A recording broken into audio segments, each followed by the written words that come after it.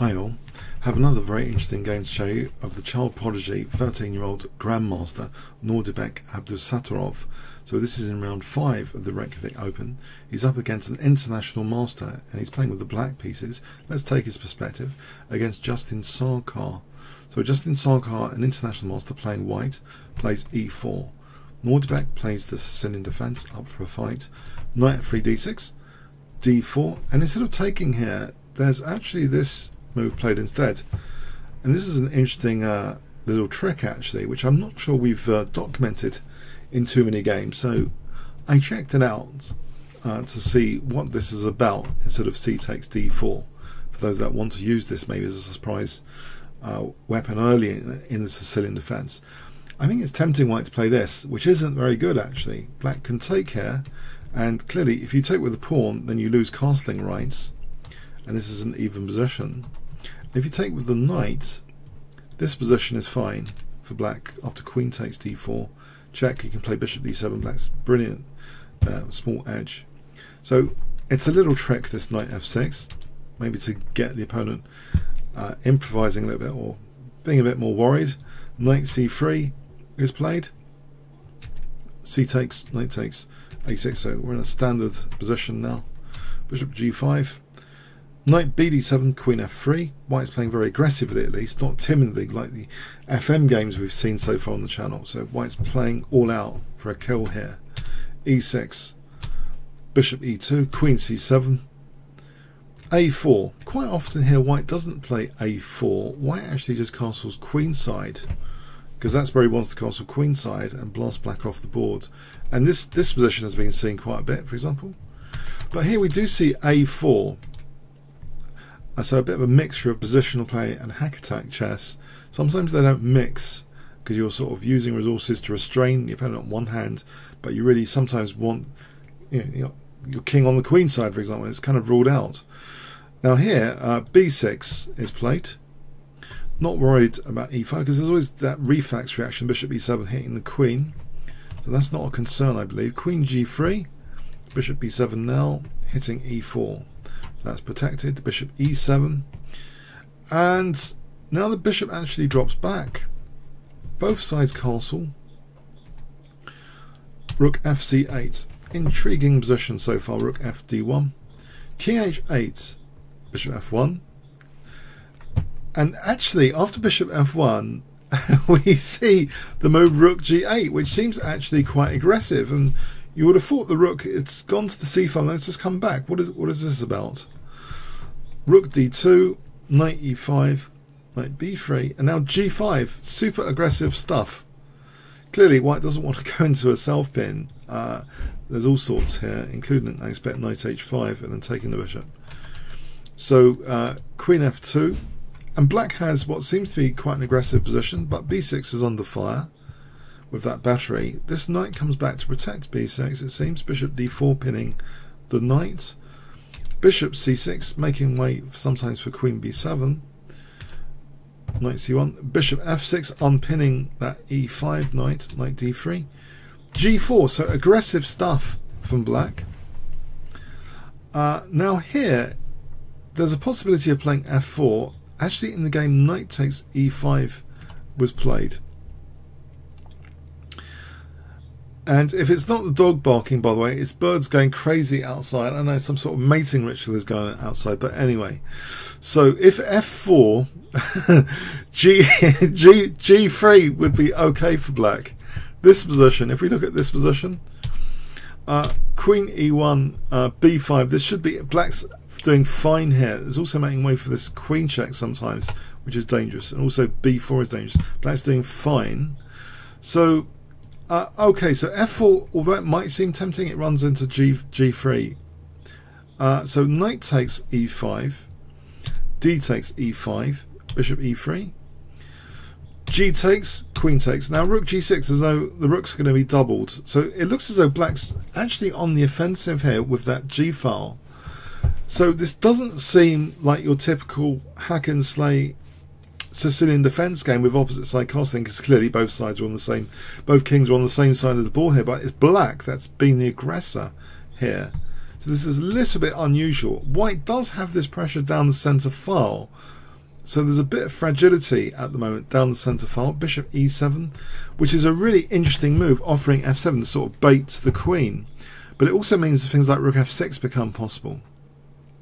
And bishop c5 and knight c5. Now, actually, white tries to exploit his battery on the d file, and it looks to be, on the surface, a very clever tactical move that's played. Knight b5. Before we get into this, it seems queen takes f7, accepting the bait, might actually be palatable here. After knight f6, it looks as though black's doing brilliantly with great compensation and big threats here. But actually, technically it seems engines like rook d7 for white. This is really, okay, engine line. For example, bishop takes, queen takes. It seems white's actually having a small edge here for the exchange sacrifice. So that's interesting, whatever way that's taken. Bishop takes, queen takes, rook e8, this position. Yeah, so whatever way, it seems rook d7 is possible, but not queen e6, because then that runs into knight g4, hitting the queen and the bishop. And that would be it for white. That's pretty bad for white there. Black would have a big advantage. So very interesting move here, this bishop e7. But we have knight b5. White's going for his own thing here on the d file. He wants to sort of move this bishop so he can play rook takes d7. It's taken, and now we have rook f6, which guards the pawn, hits the queen. Queen e2, and black now just gives back the piece without a struggle. If he plays bishop takes, then he's in big trouble. For example, rook takes, and then the queen and bishop are double attacked, and he's losing material basically. He's going to have two bishops hanging here. Loss of material inevitable. So he's content to just give back the piece, and after b takes, queen takes, e4 is under fire. Queen h5 is played, and now this is a critical position where queen h5. It seems here white is doing okay if he can play the right move here. Which, what would you play in this position? I wonder if you can spot it. What is recommended here? If I give you 5 seconds, play the best move you can find with white. 5 seconds to pause the video and analyse the position as a little test. So this is at move 30. I think the Justin was doing very well here. He could have played g3. If we look at g3, if queen takes, then bishop g2, and we're skewing the queen and rook. And white can just simply just take that and should be fine. Big advantage. And if knight takes, then it's going into a nasty pin, bishop g2. And for example, this position should be quite good for white. It's strange, we can say in retrospect, 2020 vision, that engine checking the games, that we can find these obvious moves which are very, very, very good. But yeah, queen h5 for its own merits was played. It does hit e5. It has its own ideas as well. But okay, knight takes e4 was played in this position. I think there is an immediate disaster trap. Queen takes, we must have bishop takes. Oh, let's check. I thought bishop d3. Okay, it's interesting anyway. But black actually just takes with the knight and hitting the rook, so it's with tempo hitting the rook. We do have bishop d3 pinning against h7 here, but now black unpins and hits the queen with tempo. And here white takes on e4, queen takes, queen e2, and black could just cement a small advantage here if he wants. Can you see what black can do here to simplify if I give you 5 seconds to pause the video? Okay, black can just simplify, get the queens off with queen takes and then bishop c5. In fact, so it should be okay for black. In fact, it keeps more tension in the position, with b5 perhaps hoping just to intensify the g file pressure.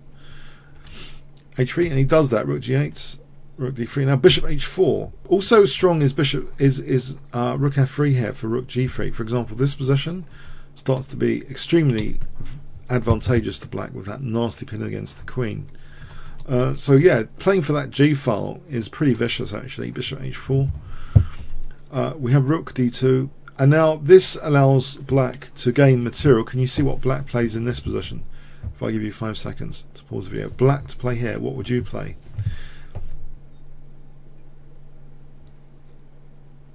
Okay, so imagine you're a super cunning 13-year-old super prodigy GM.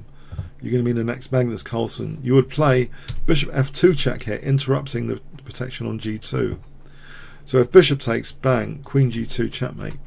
So the queen has to be given up here, and this is also just checkmate. So the queen is given up, rook takes, and this position is easier for black to play, and black is technically doing really well. Rook c8 here, bishop's protected, rook a8, fd2, the rook whizzes in, check, creating very bad weaknesses or a very nasty pin. Either way, this isn't very good news. If that self pin is not very desirable, I think, for example, rook a3 springs to mind, but then actually rook d8 check is checkmate. So yeah, black would have to be careful here, or just take the rook is even better. Pardon me. One moment. So before I get carried away with improvised terrible analysis, okay, queen f4 check. So rook g3 just loses the rook. g3 was played, queen f1, and it does seem as though there's potential for checks, but queen h1 is the thing now. A check is thrown in, king g7, another check is thrown in, but the king is okay by playing to h6. I think the checks just literally, they're gonna run out here. The game ended here on bishop f8 check. I mean, here might be sufficient. Checking, we've got king f6 there. So if check, we take the rook. So white threatens with this queen h1. So the game actually ended here because of queen h1, the mate threat, queen h1. Okay, I thought that was definitely more entertaining than the previous game I've shown you. And at least white sort of made some sort of attempt for aggression, and defile tactics were potentially quite nice. I think he missed his chance for that g3 move to either get a nasty pin or a skewer. That g3 move, it seems so easy in retrospect, but you know, the players might have been, sometimes they were in severe time pressure and stuff. But anyway, I hope you got something from this game. Comments, questions, likes, shares appreciated. Thanks very much.